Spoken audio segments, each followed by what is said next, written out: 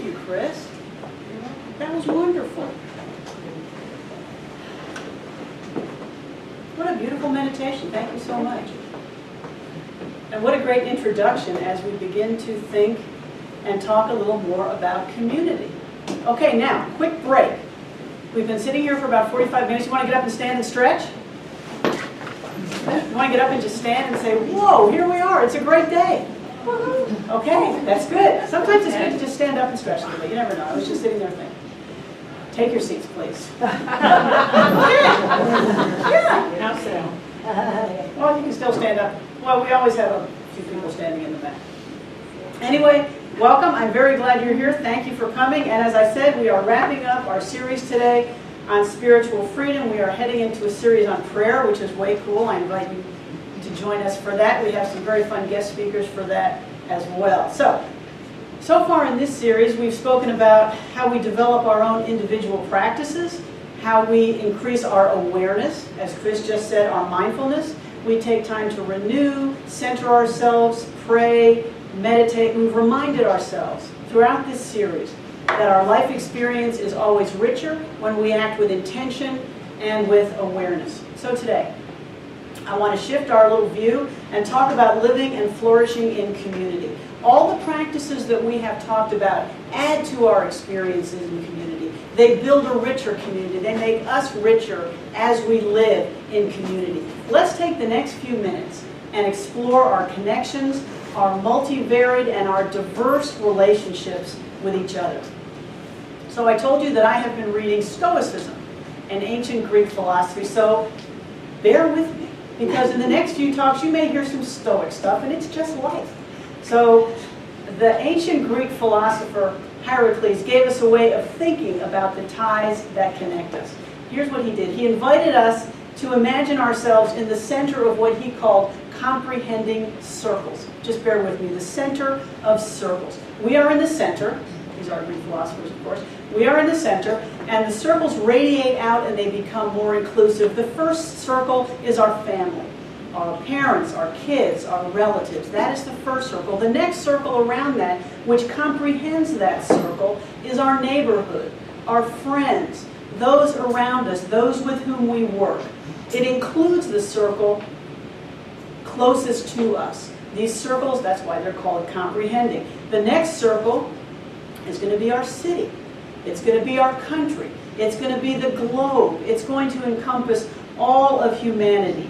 He said the outermost and greatest circle, which comprehends all the other circles, is that of the whole human race. That's a wonderful way to think about it. We are in the middle of all these comprehending, inclusive circles of humanity to which we are connected. And we are connected to everyone in them. He taught, and he gave us a mechanism for remembering that connection. He taught that we should call even those we don't know, brother, sister, father, mother, aunt, uncle, just to remind ourselves of the connections we have with people, even if we don't know them. So our dependence on each other is a fact of our biology. We know it to be true. We know that babies, for example, if they're deprived of human contact, fail to thrive. And they develop disorders that can continue for life.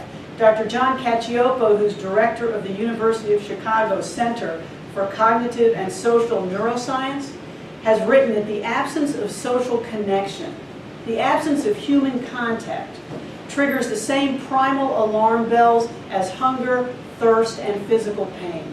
It's a visceral need for us. But what has happened over the years in our societies? Our natural social networks, our family, our place of birth, our neighborhoods, have become more fragile and frequently more transient.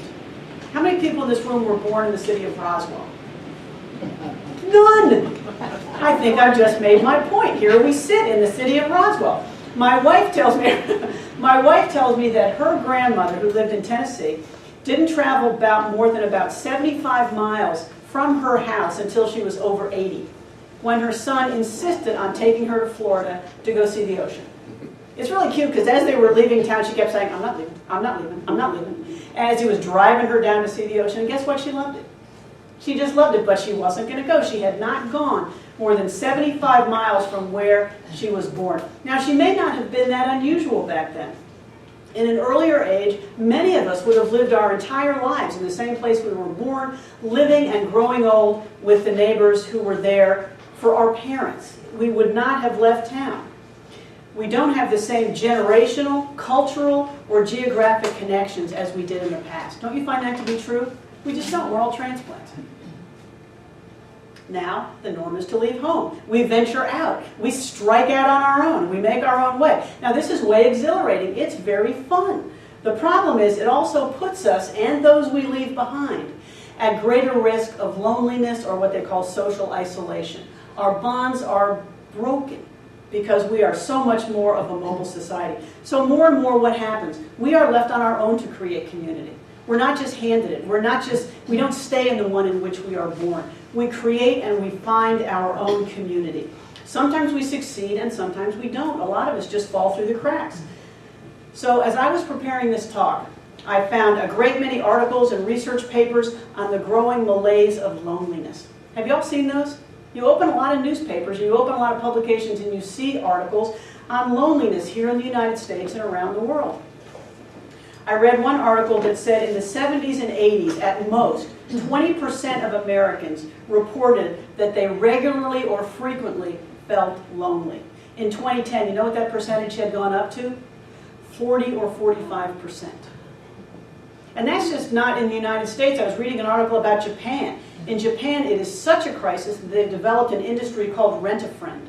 Literally, you can pay an hourly rate and have somebody come sit with you, watch TV, go to your wedding, cry at your funeral. It's answering a huge need because of their aging population. Also the fact that in Japan everybody works insanely long hours because they don't have time to connect. But there are different ways that different cultures deal with this problem, but it is a growing problem. Chronic loneliness can lead to depression, increased stress, reduced sleep, high blood pressure, and greater susceptibility to disease. One study of 3 million people here in the United States found that chronic loneliness increases our chances of an early death by 26%. Now, I'm sure this is not a surprise to anybody. It is a growing problem. So Dr. Cacioppo says that loneliness puts our brains into what he calls self-preservation mode. We just kind of shut down. We decrease our empathy for others, and we reduce our interest in reaching out and making those connections. We become less able to do those exact things we need to do to heal ourselves. We just start shutting down.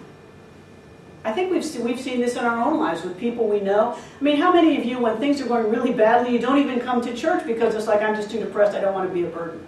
That's when you need to come. Especially in New Thought, because we're also invested in being peppy. How are you? I'm great. I'm God. I'm wonderful. The universe is shining on me. And meanwhile, you turn away, you go, God, life just blows. You feel like you can't tell your friends. That's when we need to come. Right? That's when we need to be here. Even as adults, loneliness and depression will lead to failure to thrive. We need community to flourish. We need each other to grow into who we can be, to shine our lights with each other. Our search for community, I believe, remains so strong because on a visceral level, on an unconscious level, we know that the truth of us is that we are already connected. And we are spending our time trying to get back to that feeling. It's like electricity, right? It doesn't become alive until it's plugged in. We're the same way. We don't hum until we are plugged in. We are always trying to get back to where we know we need to be. Dr. Martin Luther King wrote about these connections that bind us. He wrote, "All men are caught in an inescapable network of mutuality, tied in a single garment of destiny. Whatever affects one directly affects all indirectly." He wrote, "I can never be what I ought to be until you are what you ought to be. And you can never be what you ought to be until I am what I ought to be." An inescapable web of mutuality. It supports us, teaches us, and awakens us. It's through this web of mutuality, these connections we make or we find, in which we build those qualities, those essential human virtues, which make us better people and which make our world a richer and a kinder place. So I had a little example of this last week. Let me give you a personal anecdote. So last week, I don't know, Monday or Tuesday, I spent several days driving a friend around who didn't drive, but who called up and asked me to drive him around because he needed to go do some errands. It was hot, I had lots to do, and it kind of, have you ever helped a friend and it kind of gets longer and longer because let's stop in here, let's stop in there, oh, there's Walmart, oh, there's like, oh my God. Okay, so you're driving around and you're just adding on time, delaying the things that you think you need to do. We were finally done, plus it was hot. We were finally done and I had just dropped this friend off and I was sitting at a light and I was feeling mad. I was irritated because my day had been put off. But as I sat there, and I do not know where this feeling came from, as I sat there I was just overwhelmed with a sense of compassion for this friend because I realized that he was trying to navigate a world which confused him. And he was doing his best every moment of every day. And I just sat there going, oh my God, and I started tearing up. And then that feeling of compassion extended not just to him, but to other people who were just doing their best, calling on their friends to help them get through, calling on each other to just lend a hand to get through a day so you can continue trying to be the best you can be. I knew in that moment, and I don't know where that feeling came from, but I knew I would not have gotten it unless I had stepped out and done what I did, which all of you do. It was no big thing. It was just driving somebody around. But you don't get that understanding. You don't get that awakening unless you step out and do it. I wouldn't have gotten it from sitting and reading a book or going to a seminar on connection. I got it from getting my butt in my car at 90-degree weather and driving this person around. And it's a feeling that will grow in me and that I can use in other instances and that will grow into greater compassion, which I will apply in my life, which will in turn affect the lives of others. And I knew that the ultimate reality of what I had done was not just drive this person around. The ultimate reality was that I had been there and that I had said, yes, let's connect, and yes, I will help you. That was the truth of those moments. But they don't happen unless you get up and do them. My irritation reversed like that and became feelings of gratitude and joy that I had been able to do that on that day. I knew there was nothing better that I would have been able to do that day than spend the time as I did. Being in community gives us these opportunities every day to build the qualities of awareness and compassion and heart that reflect the best in us and that make our world a kinder and a better place. That's why we're here, right? I just thought about that. Deborah the other day was making a meal for somebody who needed it. And I said, thank you so much for making that meal. And she said, well, that's why we're here. I'm like, well, you just gave my talk. That's why we're here. She's entirely right. Compassion and forgiveness and kindness, these awakenings arise when we feel the truth of our connection with others, as it did for me when I made that connection with my friend. So, as you are sitting there, you are probably wondering why I called this talk Interbeing. It's a word I love. Let me give you the example. This is another and a creative way to think about those moments of connection that I just described to you, and also the same sort of connection that Albert Einstein talked about in the reading that Reverend Chris read. Vietnamese monk and Buddhist teacher Thich Nhat Hanh has articulated this idea of what he calls interbeing. Who has heard of that notion, interbeing? Okay, cool. It's very fun. It's not yet in the dictionary. Every article you read about interbeing starts, this word is not in the dictionary, and I was going to stand up and say that, but I thought, my God, what if it is? It's not. I checked. It's not interbeing, but it's going to be. It's a good word. It's a wonderful way to describe the truth of our connection, our being sustained in this fabric, this web of mutuality. And here's how he describes it. He uses a piece of paper. Piece of paper. Look at this simple piece of paper. When you look at this piece of paper, what do you see? Lines. Yeah, you see lines, you see Melanie scribbling on it, but if you look closely, you can also see the sunshine reflected in this piece of paper. That went into making it. You can see the clouds dancing across this piece of paper that were present when the tree that formed this paper was grown. The sunshine without which this paper would not be here, and this piece of paper, as he calls it, inter-are. They inter-are. The tree and this piece of paper inter-are, because without the tree and the earth that nourished it, and the water that grew it, and the logger that logged it, would not be here. Then we look at the logger's parents, because the logger wouldn't be here without his parents, without all the generations before. They are all inter-are. He says, when we look in this way, we see that without all these things, this sheet of paper cannot exist. Now we can say that's kind of a fun way to look at it, but it's totally true. Without all those things, every one of them, the millions of things, this piece of paper would not exist. By the same token, we can look at our lives and we can realize how our lives, my being here today, your being out there today, are the end result of millions of interactions and people we don't know, we will never meet. Just like Heracles' circle. It doesn't mean that we are not connected, because we are. Without them, we would not be here. The people who grew our food, the people who created your clothes, the people who paved the road that got you here, the people who made your car, and their parents, and the generations before them. When you think about life this way, the notion that we are separate human beings becomes laughable. It becomes absurd. You see how sustained we are in community, how we benefit from it, and how we add to it, how we are all caught in Dr. King's web of mutuality. Albert Einstein agreed, as you heard in our reading from Reverend Chris. Our perception of separation is a delusion, and we can make it a prison. Now, we think of Einstein as a scientific genius with a bad haircut, with a head full of numbers and equations, who couldn't remember what he had for lunch because he was so smart. But he was so much more than that. His genius lay in seeing connections that the rest of us just miss, that the rest of us just walk by. He saw that connection. His study of the physical universe helped him make that jump to the knowledge that we are all connected, that our universe is driven by a universal energy that gives order and beauty to the world around us. Wouldn't it be great to be able to see those connections? My brother is an electrical engineer, and he says that at the high, he's just a genius, he really is, but he says that at the higher levels, math and music merge.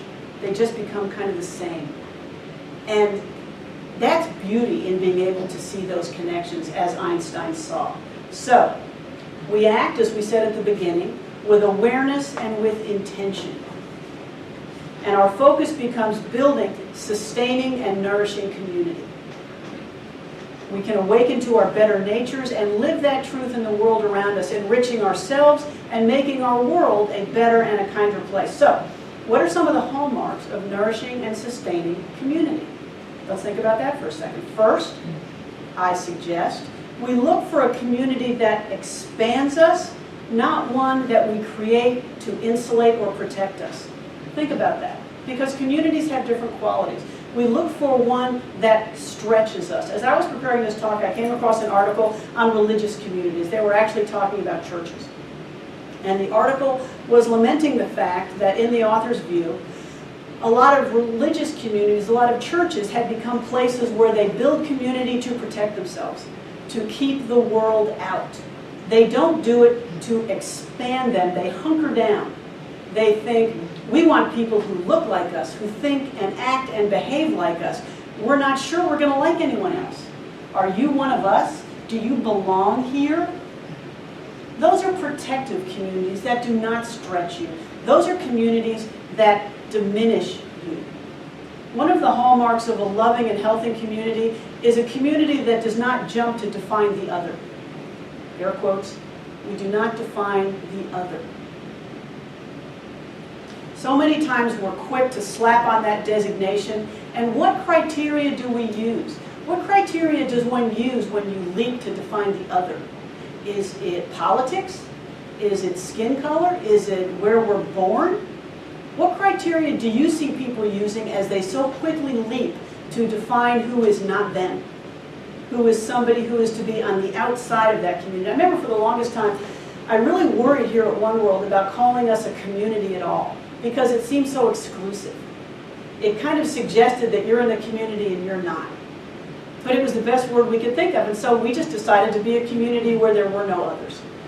That all were included and all were loved and all were welcome. But we need to be not too quick to identify who is the other. We need to be aware of and cautious about creating community that is nothing but an extension of ourselves. Nothing but extension of our own ego. People who look like us and think like us and believe like us. We do so much better when we embrace community that stretches us, that leads us to new experiences, new people, and new understandings. Healthy community, I suggest, encourages us to remain flexible and curious, open-minded. Remember the Buddhist concept of beginner's mind? You know, just open. What is this wonderful thing I'm looking at? What is this new experience that can grow me? Slow to judge, and with a tolerance for ambiguity that may arise when we encounter people or cultures that are different from us. We are slow to judge. How much freer do we become when we decide that different does not mean threatening? When we decide that different might be great, might be an experience to grow. So let's create communities where we do not fear those who are different. Because the one thing we have learned is that our differences are illusory.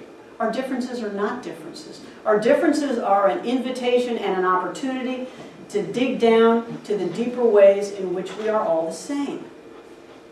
I remember back in May when we had that North Fulton Interfaith Alliance thing with John Eves and then Assistant Commissioner Bob Ellis. So we got a whole bunch of people together at St. David's Episcopal Church, whether Christians, Protestants, Jews, Muslims, Baha'i, everybody was together to talk about ways to make North Fulton neighborhoods better places, ways we could work together to improve the quality of life in our neighborhoods. It was a very good afternoon. So after the event, some of the ladies from a local Protestant congregation came up and they said, we need to do more of this. Because what they said was, we want to see people who don't look like us. They came up, we need people who don't look like us. And what they were saying was, we want to be in community. We want to learn to be in community and learn from people who don't look like us. Or maybe people who don't think like us or believe like us or talk like us. How much better would our world be if we expanded that notion, not just beyond the community of people we can see, but to our greater communities, back to Hierocles, to our cities, to our states, to our countries, to our world. If we welcome people and we're curious about people and open to people who didn't look like us or talk like us or think like us. What a kinder and a better place this might be in a world where we are committed to lifting each other up, no matter what our surface differences are. Next, as we design our communities, we create communities which accept and celebrate us, in which we have the freedom to be ourselves, the courage to be ourselves, without fear of judgment or fear of rejection. We build communities where we have the courage to be vulnerable. Now we're so lucky because we are sitting in one, right? I always say that here at One World we can come and be here for a couple hours a week as we should be everywhere. This is where we practice. And then we go out and we take these qualities out to the greater world. We have the courage to be vulnerable. Now some of you may be familiar with the work of Dr. Brené Brown.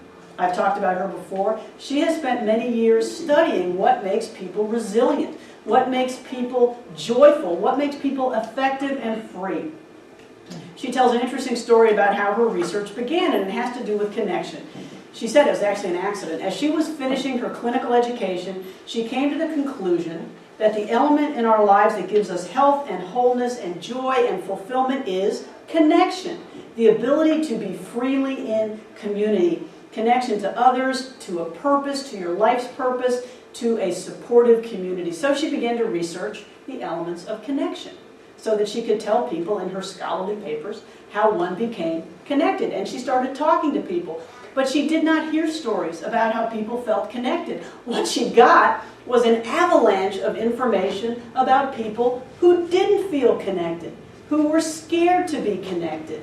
She got story after story of a failure to connect, the desire to connect, but an inability to do so, the deep and unfulfilled needs her subjects had for relationship that they could not build. She realized that so many of us cannot see our way to form these connections, and what happens as a result? Loneliness, social isolation, pain, depression, all those malaises which I talked about in the beginning of the talk. So what is standing in our way?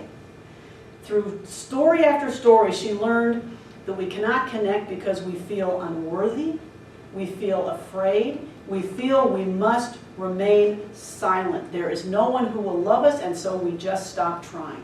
We stop reaching out. We think nobody will be there if we extend our hand. Nobody will take it. So what do? We numb ourselves, we look at our phones, we drink, we eat, we engage in meaningless relationships. We do anything so that we don't have to focus on how we are unable to make those deep and meaningful human connections. But the good news is, her research also introduced her to people who managed to get past that, to people who managed to forge through and make those loving, connected relationships.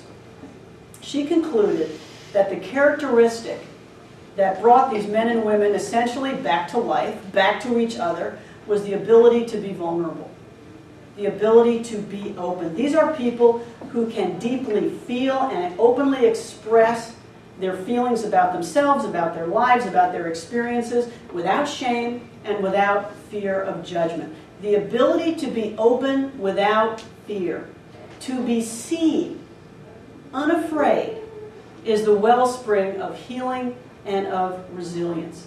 It's also what helps us to connect. I'm not going to connect with you unless I am willing to be seen by you, which can be a pretty scary thing. Unless I trust you enough, and unless you are trustworthy enough for me to be seen by you. Dr. Brown found that the people who connected believed that it was what made them vulnerable is what made them beautiful.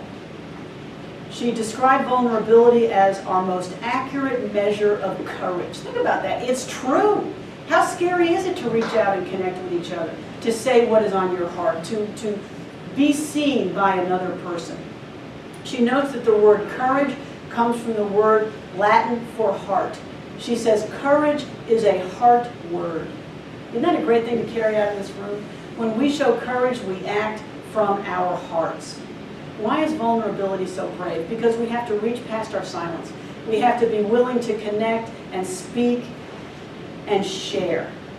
So we have to ask ourselves, are we willing to do that, to maintain connection, to develop trust and maintain trust? It is a scary thing to open ourselves up as we are, with no guarantees, just to be seen, to share our pain and our fears and our joy, knowing that that's the only way we can fully participate in our lives and the lives of each other. So, author Wayne Mueller wrote the following, which I really like. He said, "We are called to be strong companions and clear mirrors to one another, to seek those who reflect with compassion and a keen eye how we are doing, whether we seem centered or off course. We need the nourishing company of others to create the circle needed for growth, freedom, and healing, not just on our local level, in all our communities. We need the courage to connect and be seen and be truthful." It is true that our communities are no longer handed to us. Instead, we have the opportunity and the challenge to find or create, as we have here, our own loving and sustaining communities, locally and beyond, with awareness and creativity and hope. Let's continue together to weave those lifelines of connection that bring us joy and meaning, and which will make our world a kinder and a better place. What better way to spend the time that is given to us? Thank you.